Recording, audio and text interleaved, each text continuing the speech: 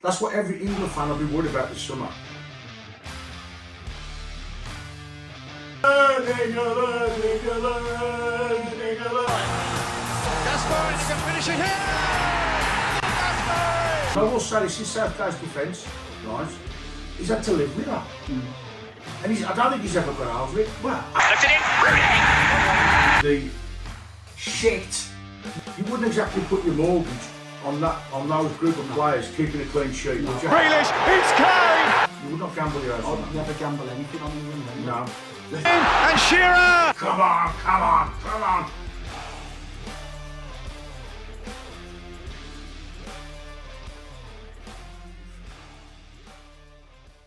Hi guys, welcome back to Discussions with Deggers. So today we're going to be discussing the Euro 2024 Championships, obviously on the subject of England because we are English and proud.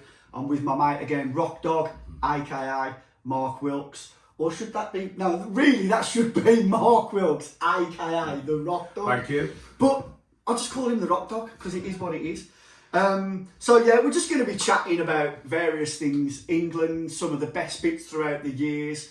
We'll chat about the squad, who's been left out, key players, Southgate, etc. And we'll just roll with it really. So the first thing that I want to do, I have took some notes here. The first thing I want to do is just run through in our lifetime. You was born 80. 1980, yeah. I was born 80 as well. So in our lifetime, the winners of the Euro Championship. So in 80, you had Germany.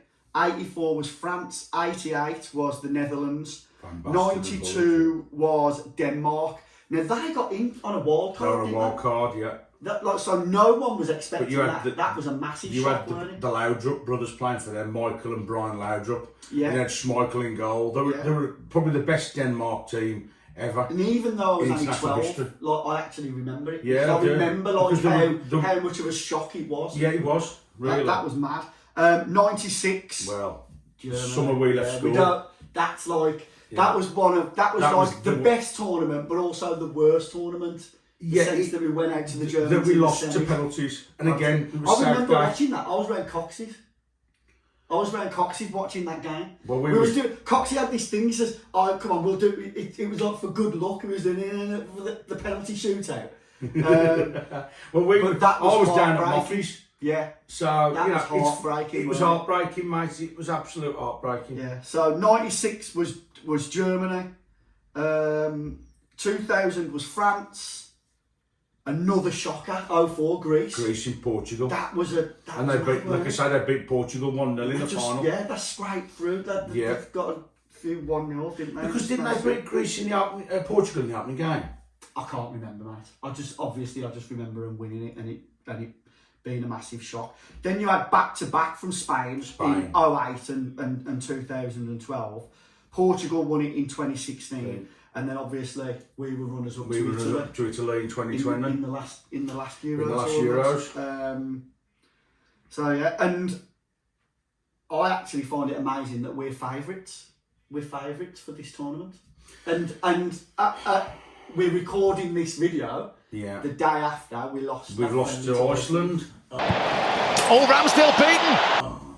last night. Which really doesn't give the country any confidence that we're going to win it at all. No. Really, because we got, apparently, according to the stats last night, one shot on goal for us. One shot, really.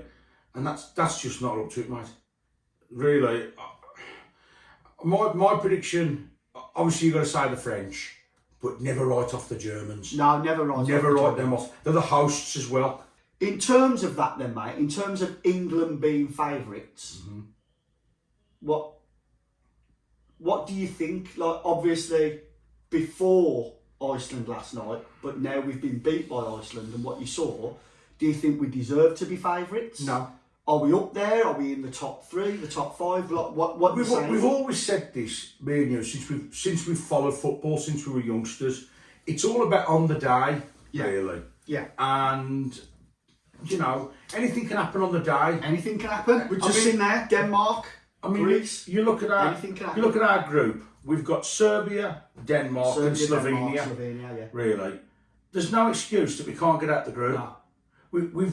we've basically got to the knockout stages of other tournaments where we've been in the group of death, and like in 2002, when we was with Argentina, we was with Sweden, and was with Nigeria, and we got out of that group. Yeah. So there's no excuse that we can't get out of this group. But after last night's performance, Do you think it just sometimes... doesn't give any of the fans any confidence at all in the team at the moment. Do you think sometimes when you're in a group like this, it can almost go against you? Because you're not as up for it? But you've got to be up for it, Dave. No, There's no, I excuse, understand mate, that. because you're in a tournament. But what I'm saying is that it's you can't get past the human psychology of that. You know, if you look at something and you think, oh, yeah, easy, you shouldn't, and you should remain professional. And obviously, you should treat every game like you are playing in the final. Mm-hmm. But that's just not how it happens. And my point is, do you think that if we were in a group with Germany or France Or the Scots. or you know, or Spain or Or Portugal, you know, do you think that we would be more up for it? And in essence, you know, you have a better chance then of qualifying, because Serbia, people are going to be looking at that.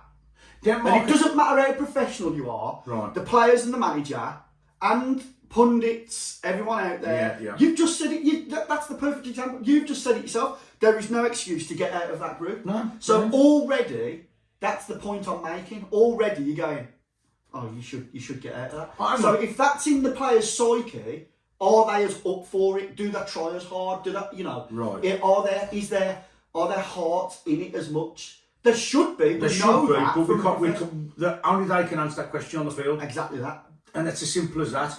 Really, I mean, I never ever underestimate a team that's already there. They're there by merit, they've qualified. However they've done it, they have qualified. Exactly. You can never underestimate any team in any tournament. They are there. But like I've just said, you can't underestimate the hosts, really, because you never write off the Germans. So, but Definitely. really, we should get out that group. Yeah. Definitely. With the squad we've got, But we should. one of the things that I don't like is when people say it's an easy game. There's never an easy game. Never an easy game international. There's never an easy whether game. Whether it be the Euros, the World Cup, or whether it be the Champions League, there's never an easy game. And like you said earlier, anything can happen. Anything can happen. Okay, so if we're not favourites then, where are we? Where would you put us?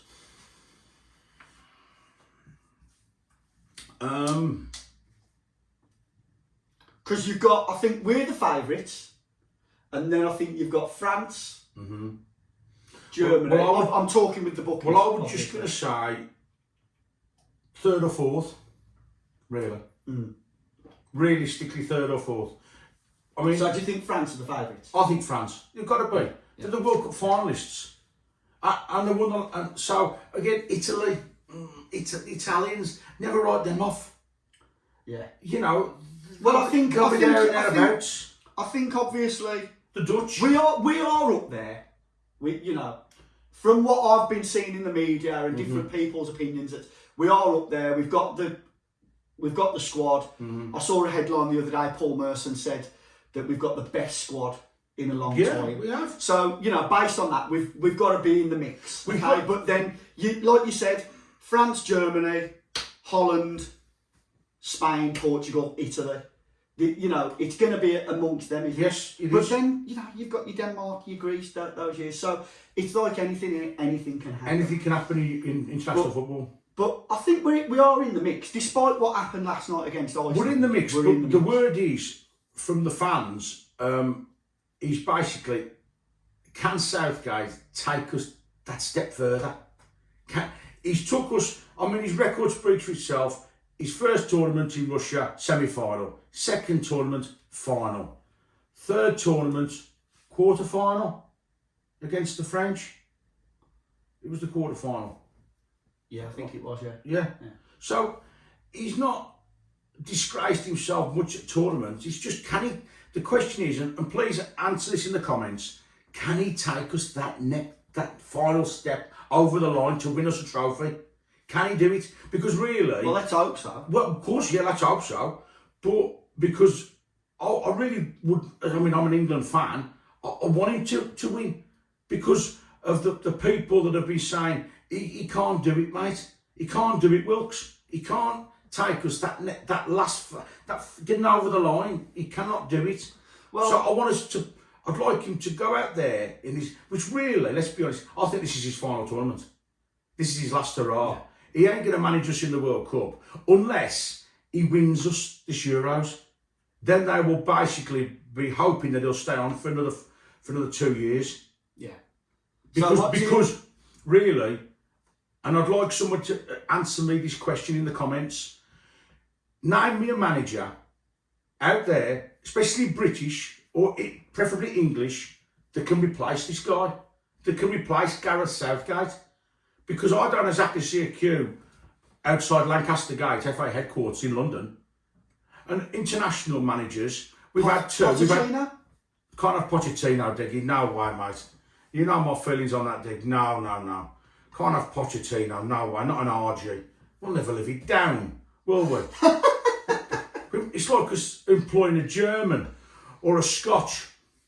You know, you can't do it, Dig. No way. But you answer me this in the comments, please.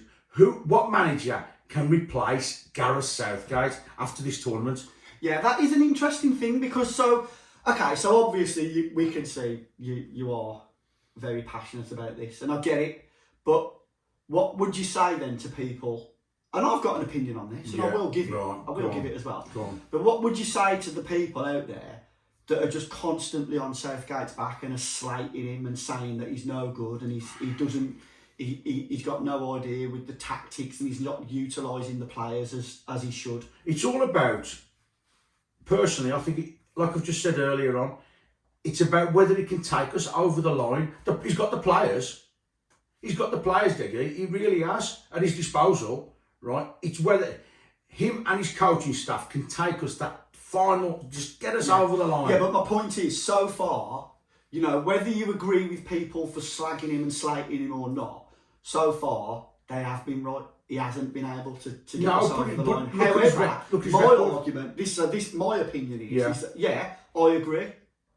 He hasn't won us a tournament. No, he hasn't won us a trophy now. But I don't think you can argue that he's been better than all his predecessors, has he? He has, isn't he? He has. He's got us to... Well, he has. Because the record, his stats never lie. Exactly. So if you look at the stats, he's never failed to, like I say, qualifying campaigns. He's got us there. Yeah. We're not taking it. Yeah, people can say, oh, well, the teams, we've had some easy qualifiers with the teams we've had in the qualifying It's stages. never easy, so I can't agree with that. But to me, a nation is a nation, and you've got to beat them. Yeah. And he got us to Russia. Yeah, I know we were the in Euro 2020. We were the hosts, really. But so he didn't. But he's got us to Qatar, right? And he's got us to Germany.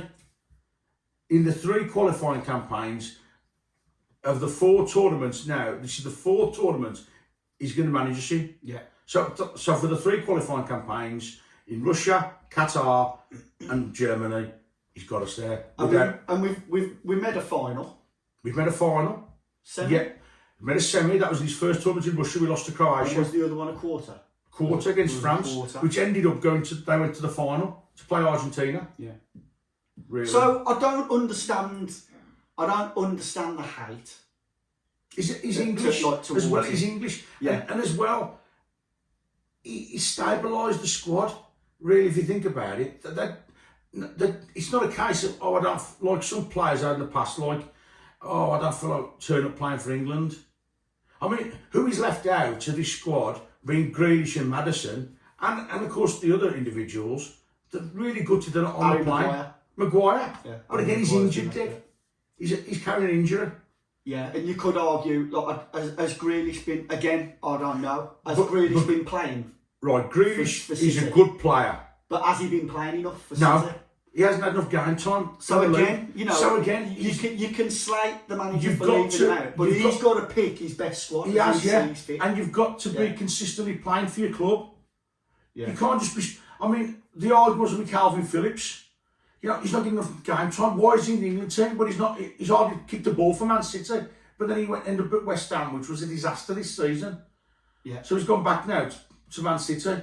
So, you know, and everyone was saying, why is Calvin Phillips here? Because he's had the game time. So, but Grealish has had no game time. Yeah. So again, these people that do slate Southgate, I can understand it because at the end of the day, you know, that's football fans for you, isn't it?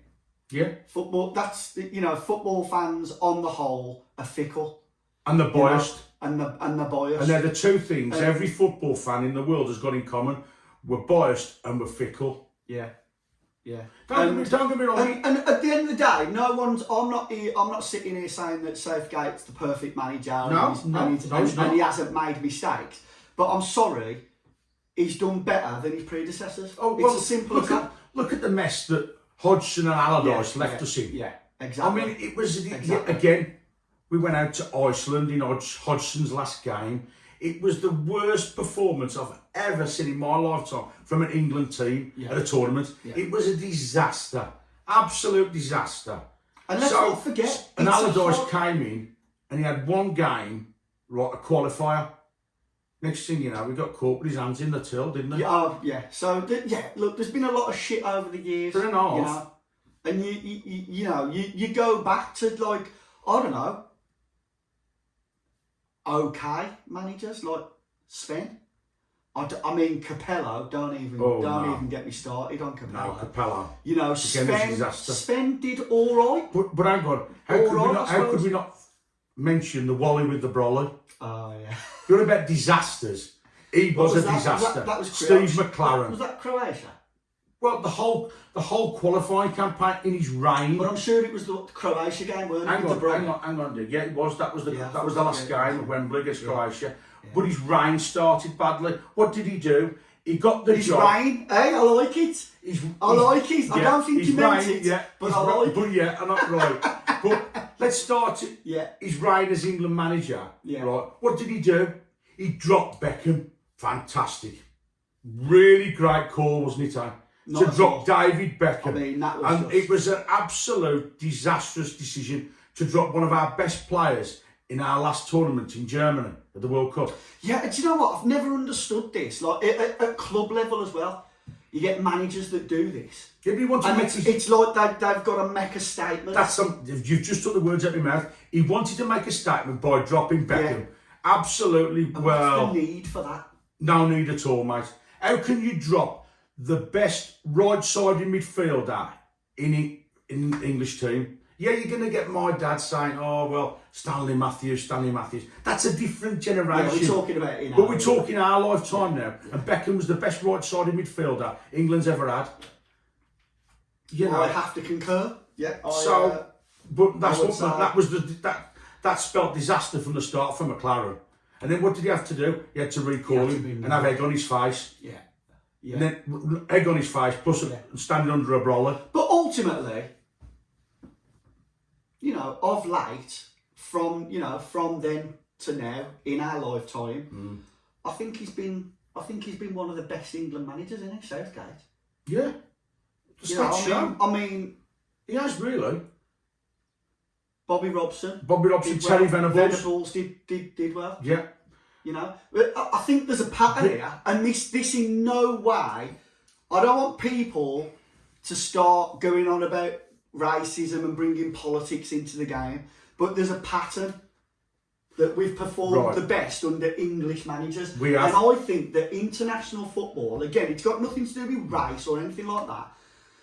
I think that international football should be international football, okay? So the Germans have a German manager. The Italians have an Italian manager.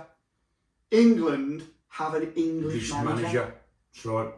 You know, and it's as simple as that. And I think that should be how it is. And this is my cause of concern, right? For many months now, I've said this to many people, family members, yourself, and workmates, and other mates, like the lads that we know, right? Where is the next crop of British coaches? Now, mind just English, British. You look at half these coaches, or let I say managers, I should be saying, not coaches, managers. They're all foreigners. I mean, even Leeds in the Championship is managed by a German. So they've got like, some of these foreign managers now being Championship clubs are looking at them, really. So where is your next real good British and English coaches? Because again, it's a worry, it's a concern for me as a football fan. Because yeah, okay, people could say Eddie Howe, Sean Dyche, yeah, they're good managers. Sean Dyche has done a great job at Everton under the circumstances they've been under. And again, Eddie Howe, yes, he's got money at his disposal at Newcastle. So, but again, it's too early to mention him for the England manager. Personally, I think, really. But he's the next one on everyone's agenda, Eddie Howe, because there's no other English manager that people can think about. And like I say, let us know in the comments, right? You tell me, reel off some other upcoming British managers. And again, where does that come from though? Because I don't know enough. Like, I don't know enough about like the grass.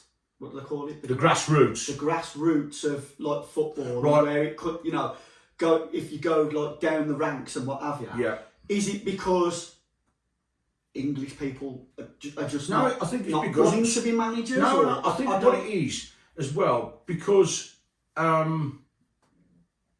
lot of these clubs now, even Championship clubs, they're all foreign owned. They want to have the best for their clubs, which I understand that. Well, it's a business. It's a business. But the surprise manager that's done ever so well over the last 3 seasons is the Ipswich Town manager, Liam McKenna.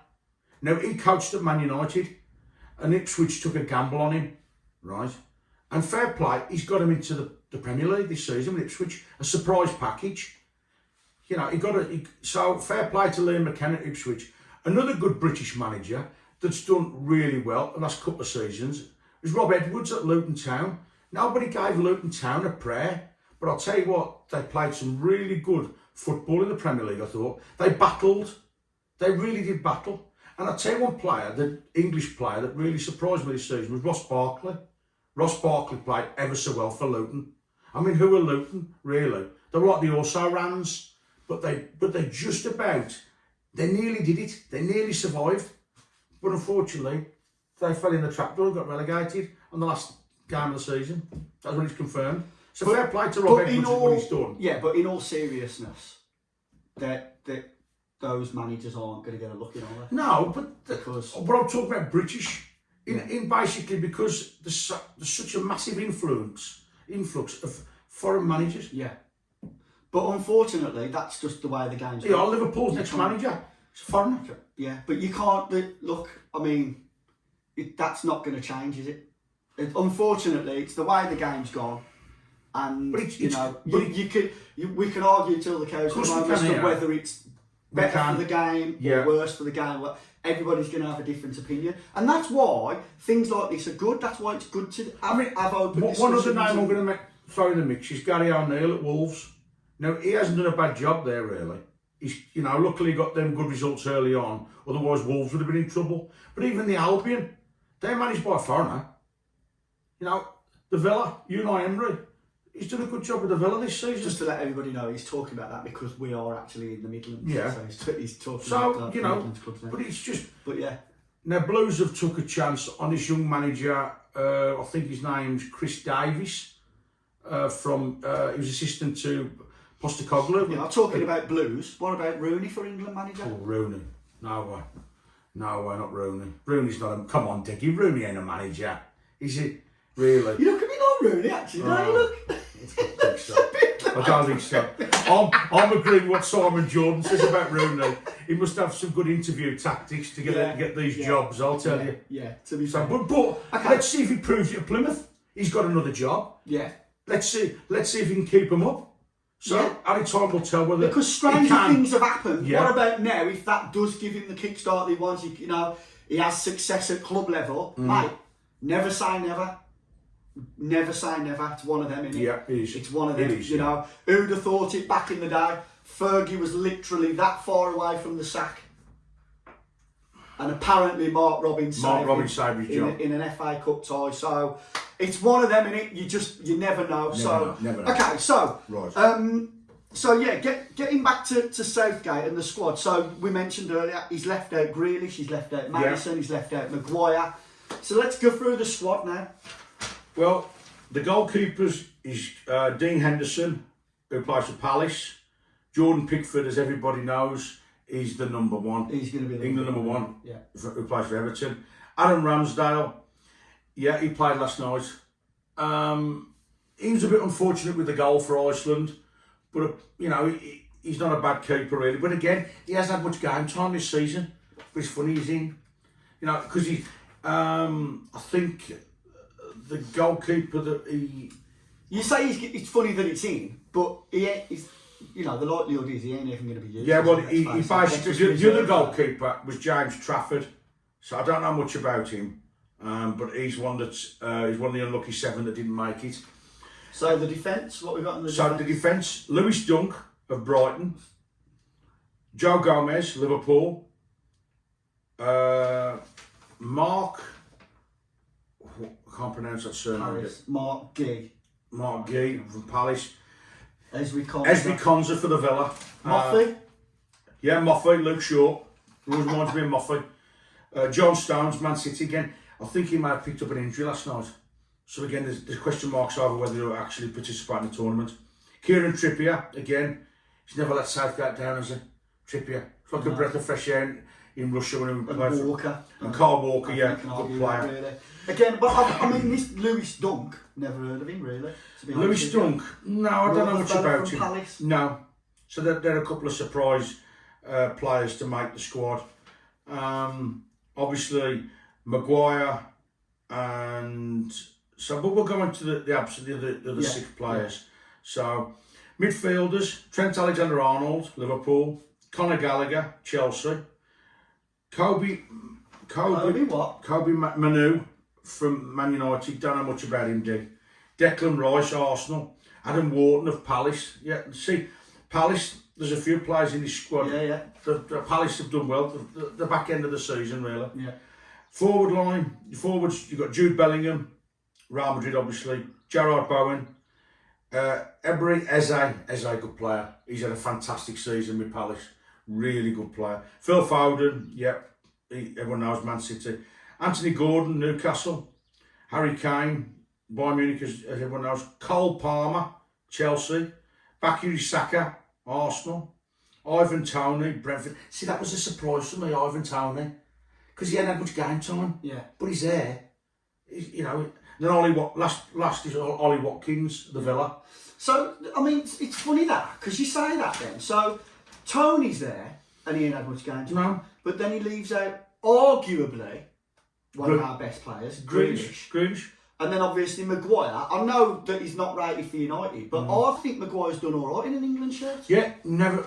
I said this yesterday to the lads at United work. questionable, but I don't think he's done bad for England, has he really? I was saying to the lads at work yesterday morning, was on about this. Now, there's a couple of people I know that's never rated Maguire. Yeah, he's not really, how can I put this? He's not really Manchester United standard, is he really, Maguire? But he's never let Southgate down. He's done well in England. In an England shirt, he's brilliant. So arguably then, I mean, this Lewis Dunk kid, he's only had 6 caps. Yeah. And then you've got this Esri Konza. From the Villa. He's only had 3 caps. So does it warrant leaving Maguire out? Yeah, but the thing is he injured though? He's injured. Oh, he's injured. That's the thing. Okay, I think if that injury wasn't an issue, fair enough. he'd have been on the plane, Maguire. Definitely. Yeah. And again, it is surprising that he's left Grealish out, but like we say, he's not had much time as a game time. So, again, James... Yeah, but when you're struggling in a match, and you need someone to come on for the last half hour, the last 20 minutes... Yes, but the thing is, Deg, and again, another thing we brought up yesterday at work, and we was questioning this about his game. When he played for the Villa, he was never scared to take people on, Grealish, right? But recently, in his time at Man City, it's like as if Pep has coached that out of him, where he doesn't take people on like he used to do. Yeah, he don't run at them. Yeah. And that's the thing that caused a concern for me, being an England fan. he's not exactly the same player as he was two seasons. Because like I said, if you're 1-0 down, what have you, with half hour to go, 20 minutes to go, and you bring him on, get him running at defenders, he's gonna win your free kicks and that. Yeah, exactly. Outside the area. Yeah, everybody says that. He always gets the decision. So, but I don't know. It is a bit of a strange one. It is a strange one, because even if he ain't had a lot of game time, I just think he's one of them players. Like I say, even if he's not going to be in your starting 11, I just think he's extremely valuable. If you're yes, he is. But again, what I've just mentioned there, and please mention in the comments. Am I right in what I've said just now? What we've been debating yesterday morning at work. Has he changed as a player? Where he used to have the freedom to take players on, the opposition on. Well, I don't think you can argue with that, can you? So, he's definitely going to change. He's under a new manager. He's in a different squad. Play a different style of football. He's going to change, isn't it? Yeah. But I'll tell you something. This might cause concern whether he'll stay at Man City. Because, you know, it wouldn't shock me, you know, if he went back to the Villa. Well, this is the problem with the game today, isn't it? Obviously, he went there because they're a better team and he's going to win trophies. But ultimately... Yeah, money comes into play. And you can't blame them, can you? No. But ultimately, you know, sometimes they do it for the money. But then, you know, really, if you love playing football, if you want to play football and you want to be in the first 11, I think sometimes, you know, but again, it's not all about the other four. So who's the key players? Well, you've got to mention Bellingham, haven't you? Straight away. Yeah. Bellingham and Kane. I mean, Bellingham's had a great season. Well, they're our two best players, isn't they? Right. Let's start in goal. Pickford, do you think he's the right first? Pickford's, He's the first choice. Yeah, he is, definitely. It's got to be Pickford. Do you think he's... I actually like he's got a bit of a gob on him. Yes. I think he can match He's vocal. area. Yes. Yeah. That's what you need to be when you're goalie. Yeah. Our weakness is the defence. It's not the attack line, it's the defence.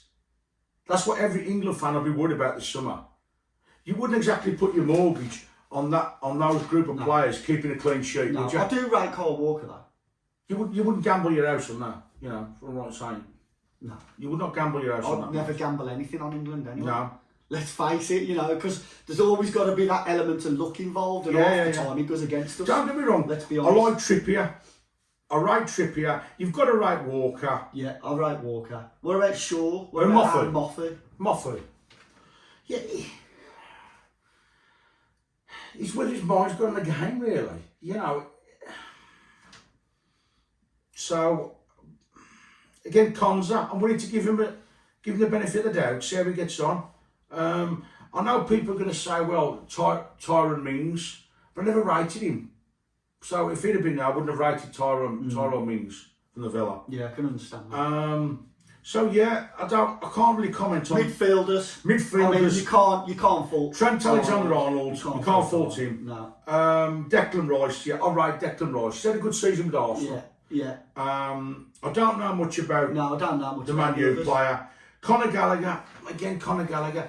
Now, Flidder could give a better opinion of Conor Gallagher than me, because we actually spoke about him when I last saw Flidder, and he gave a real valid opinion on Conor Gallagher and his game for Chelsea.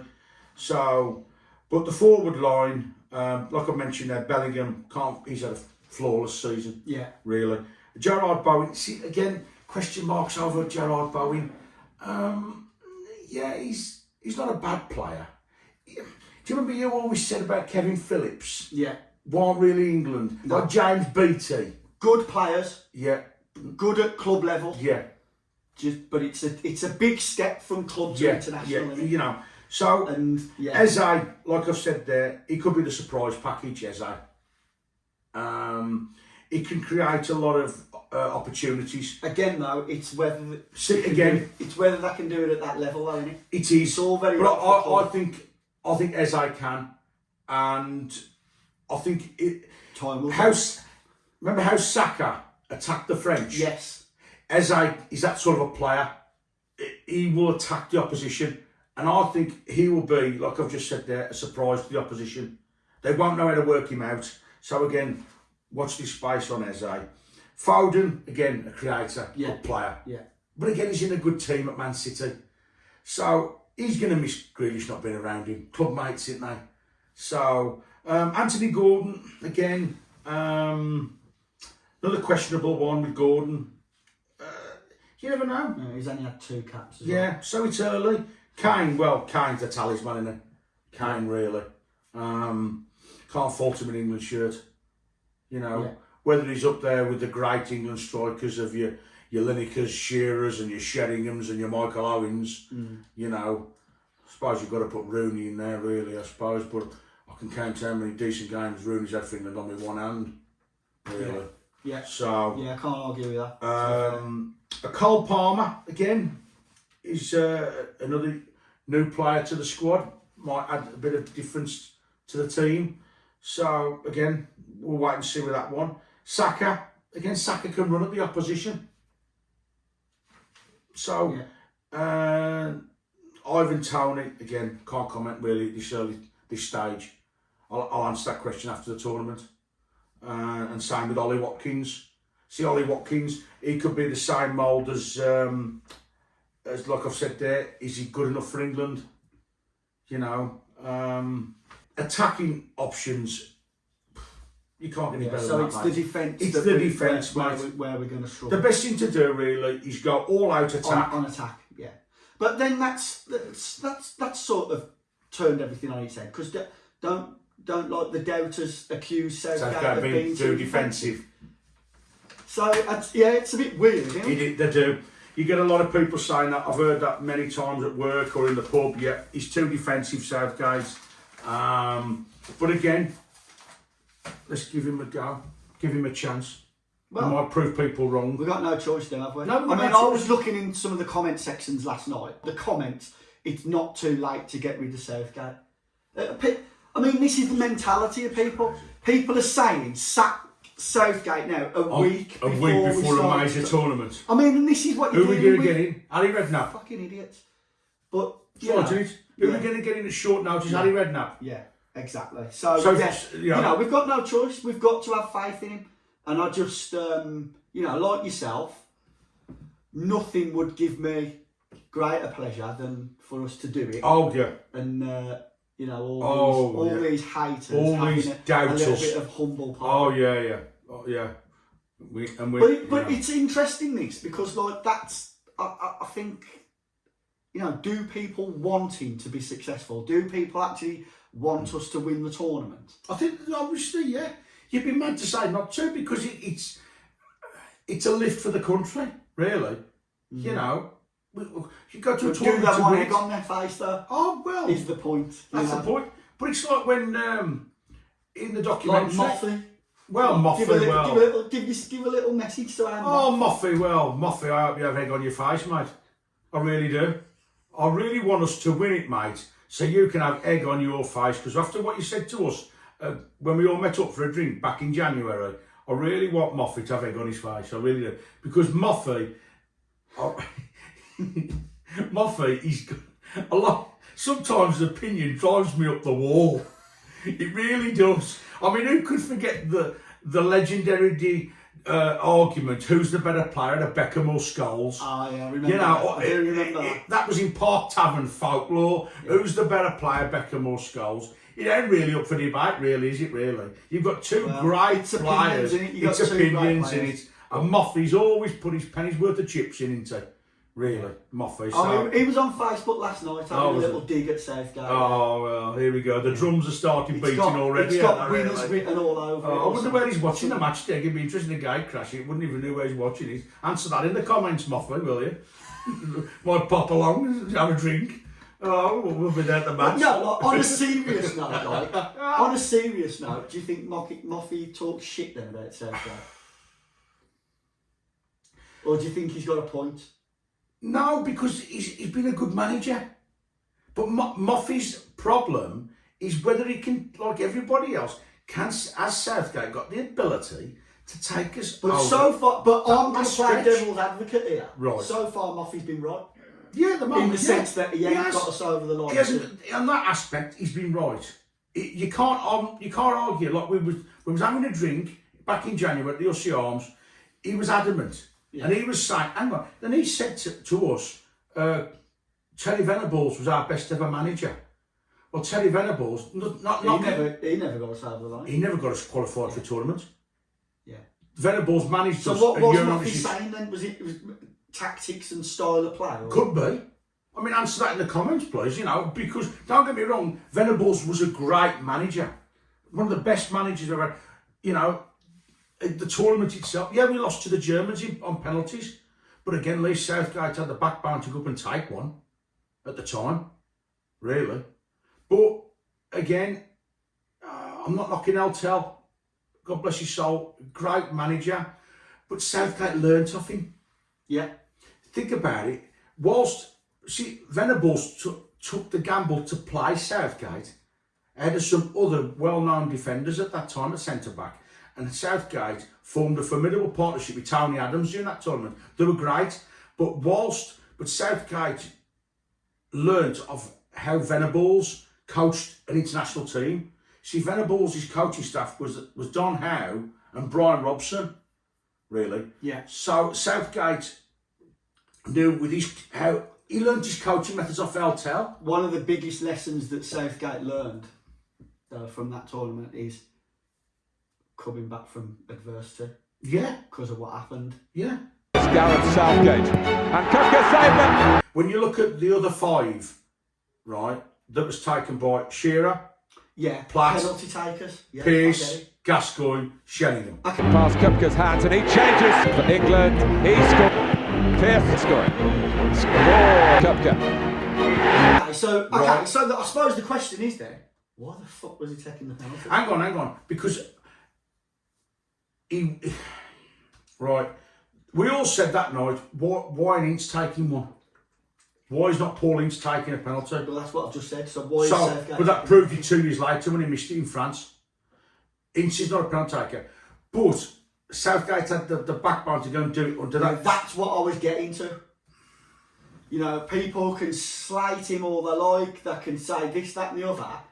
He had the balls to step up. At that time when obviously I slated him that night, but then I realised, hang on, at least he tried his best, and that's all you can ask for. Exactly. Right. The way he took the penalty was for a goalkeeper. Right. As a goalkeeper, right. I'm not a professional goalkeeper, but when I used to play football many young years ago, but it was an easy penalty to save for a keeper. It was so easy. It was just he didn't put it in the corner. It was just, looking back, it was so easy for the German goalkeeper, which was... I get that. But at the same time, it is one of them, isn't it? There's always that bit of luck. It's one of them. If the keeper dives the other way, or, and you know it's something, one of them. And I will say this in Southgate's defence, right? He's had to live with that. Mm.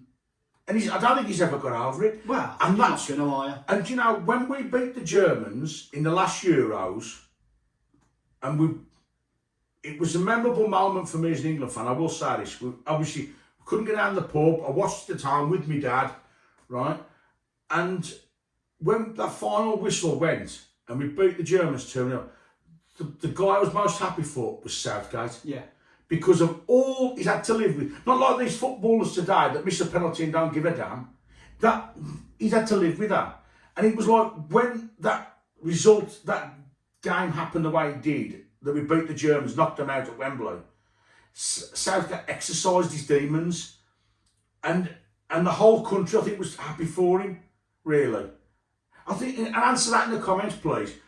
After that game when we beat the Germans, are you telling me that England fans, it was South, yeah, we was glad that England won it, but we're just so happy for Southgate to exercise them demons in knocking the Germans out at Wembley. Because to look at him, really, he was that passionate thing. Yes, I've just knocked the Germans out. I've just knocked them out of a tournament. That's for Euro '96. Done it. So, like I say, it's been a memorable rollercoaster as him as a manager. Really. Yeah. It really has. And I just think overall, regardless of what happens in the tournament, I think you just got to respect him. He's done a good job. He's done, you know, arguably better than all his predecessors. You would like to think that we get through to the last 16. Yeah. There's 24 in the tournament. Right. Obviously, we want to get down to the last 16. Definitely, yeah. And then We all obviously, do. We'd like us to be in the last just two. take it from there. Really, we'd like us all to be in the final.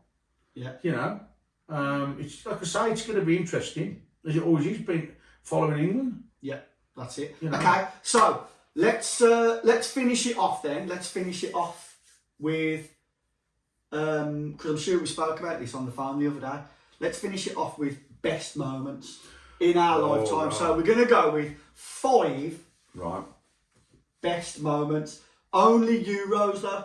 Only Euros. Only Euro Okay. Championships because Okay. we'll maybe do a World Cup. We'll maybe do a World Cup one when we We'll never know. get to the next tournament. So Yeah. Euros, come on then, 5 best. Well, the first one that's Is this number 1 or not? Are you going to do it? I'm just going to say in no particular No order. particular order. Okay.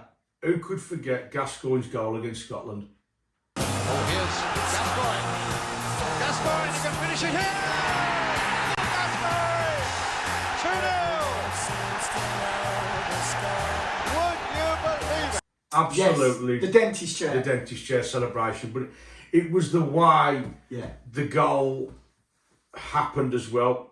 David Seaman had just saved the penalty from Gary McAllister. Yes.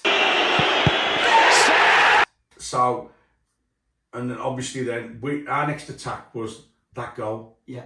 And only Gascoigne really, I think personally, at that time could score a goal like that. Yeah. He left Colin Hendry, he just left him for dead. Yeah. And then smashing it past Andy Gorham. Absolutely brilliant goal. Yeah. It's just everything about it. And of course, when he did the dentist chair, it was a knock back to the press for all the shit.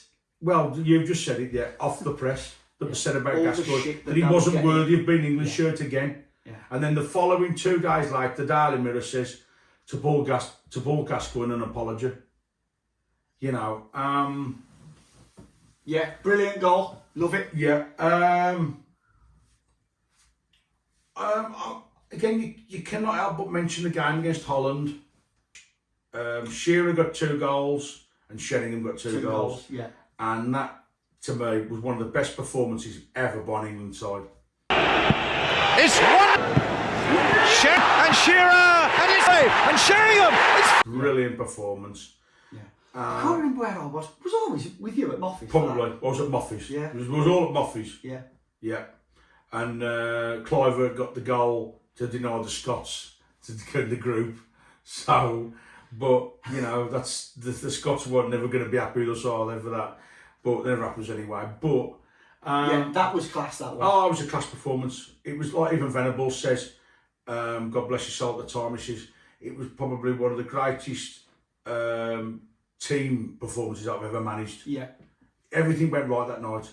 And don't forget the Dutch, they had some good players as well. A young Van der Sar was in goal. Like I've just mentioned, Clivert. They didn't have Edgar Davids because he went home in disgrace apparently. He withdrew from the team. But you got Danny Blint. I think Ronald de Boer might have been in that team. I don't know about Overmars or Bergkamp. But they're still good players, Holland. Yeah. And they were managed by Gus Hiddink we at the weren't time. expected to put 4 goals past them, that's for sure. So, No way. So, you know. So again, there's 2 memorable moments. A memorable moment for me was when Wayne Rooney burst onto the scene in Euro 2004. Yeah.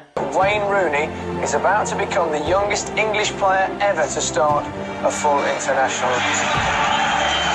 Looked at it, Rooney! Now, I've just said earlier, I can count how many games, decent, brilliant games, Wayne Rooney's had for England on one hand, right? And that was one of them against Croatia. He was absolutely unstoppable in that game. And again, he scored a great goal. Rooney! And I was 4-2. Yeah, I do remember We was that. in the Every Elms, time watched he that. got the ball, that was petrified. Oh, it was, yeah. Yeah. Rooney was brilliant in that game. So that would be another memorable moment. So that's 3. Give me another 2. So you've got then, well, obviously we didn't make Euro 2008 down to the Wally with the Brolly. So Euro 2012, not really, because that was Hodgson. Was it? That was That would have been Spain won it. Yeah. No, Capello. It's Capello. He was managing then. Right. So there's not really memorable moments with Capello, as there really. And then 2016, that was Hodgson in charge, and we got knocked out by last night's opponent, Iceland. But I'm going to say this, Euro 2020, again, like getting back to what I said earlier, when we beat the Germans at Wembley. To me, that was a memorable moment, being an England fan. What was the score? We won 2-0. Raheem Sterling and Harry Kane scored the goals. Big chance for England. Sterling is there again. It's Grealish. It's Kane. Euro 96, Pierce's penalty against Spain. Yes. Yeah, love it. Yeah. Pierce's penalty against Spain. Good one. Because, again, it wasn't the best of performances by an England side, but when he went down to we actually went on penalties, didn't we? We won on penalties, yeah. but it wasn't the best performance by an England side during open play. Yeah. Right? But Pierce, when you look back and watch the Euro 96 when football came home, when summer came home, football came home, Pierce was adamant to Teddy Venables that day, I want to take one. I want to take one. And he told every England player, like as if he was like a military officer, right, we'll bring it. And I couldn't fault Pierce that moment. And he lost it. Because again, it was to excise the demons of Italian 90, that night in Turin. And he thought... Oh, well, you could see the emotion. Oh, God, he wanted it. Oh, mate. He had an out-of-body experience, really, the way he just lost it. And he hasn't. He was like punching, he was like fighting fresh air. Yeah. For England. Wow. And he said to Seaman, he went, come on, come on, come on. And he was like, Seaman went, okay, yeah. But everyone was glad it was England, but more for Pearce. Yeah. Look, even Seaman said in the documentary, more for Stuart Pearce, because it meant so much to him that's what football's about. Yeah. Taking on challenges. Don't shy away from it like life itself. And he didn't, and he stepped up to the plate and he smashed it in the corner. So for me, there's 3 memorable moments for Euro 96.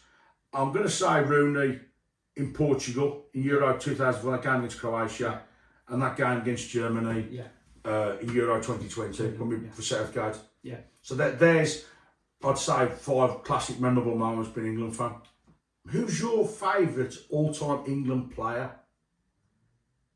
to represent this country? Who's your favourite?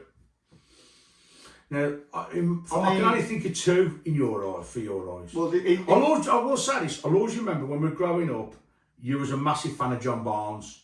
Yeah, but he never did. But he never did for England, except for score against Brazil. No. Oh, you know, apart from the England rap, of course. Yeah. You know, New Order, World in Motion. To me, John Barnes rap. For me anyway, there's in my memories and my lifetime, for me, there's only ever one. I know you would say there's 2, and you're going to say Gascoigne and Beckham, but no, because while Gascoigne was class, while Gascoigne was a fantastic player, and he did have the heart, he did love playing for England, right? But you just, like, for me, Beckham's an ambassador for it. Beckham was a role model, whereas Gascoigne wasn't so much the role model. So if you can, for me, it's got to be Beckham, because Beckham, you could just see it. Right. You could just see it, like when he scored against the Argies, and he was like, and he like got the badge like that, and it's just like, yeah, but hang on, Beckham for me, because he was captain and he just absolutely loved it. And you know what, as well, his integrity and his professionalism, like when he was dropped by the Wally with the Brolly. Yes. And then plus when he dropped at Real Madrid when Capello was in charge and he came back in the team. Yeah, like he didn't kick his toys out the pram. No. He didn't have no bad feeling or anything. Right. You know, when McLaren recalled him, he came back.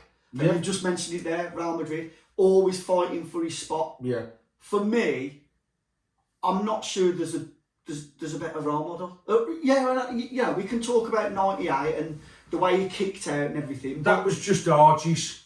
That was, you know, they set a at the trap. end of the day, They did anything to get him off that and he field. didn't I'm deserve- a great believer in that. he didn't deserve any And of the hate that he got. Simeone's admitted that. Yeah, of course he has. And he didn't deserve any of the hate that he got, No. not to the levels that No, he got it never. and all that. Never. And the way he came back and turned his England career around, for me, he's the But one. can I just say this, and please mention, Well, it I is- like your opinion in the comments. You just said there about passion for England, commitment, wanting to play for England. This is what I want people to answer in the comments. I don't think there's much difference between Beckham and Gascoigne on that front, because they both loved playing for England. Yeah, they did. They did. I know what you're saying about role model. Yeah, like Beckham never got dragged out of a nightclub. My point is, and but, again, but both players loved playing for England. I agree with that, but for me, Beckham edges it because of his professionalism. Yeah, all right, okay. I'll give you that. Yeah. Because I'm telling you now, there'd be no question. If Gascoigne had the professionalism and he was the role model that Beckham was, Right. I'd be choosing Gascoigne.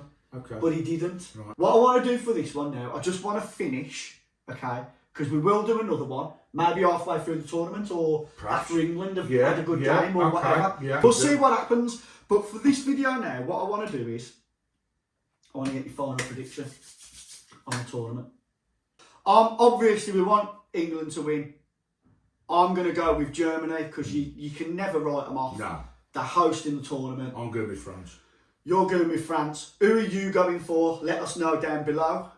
Thanks for watching. As always, don't forget to smash that thumbs up button if you've enjoyed it. Don't forget to subscribe. Set your notification bell to all so you don't miss any of our future videos. I would, again, just like to thank you for watching, and we will see you next time. Yeah, and all the best. Come on, England, come on! Thanks to this legend. England! England! England!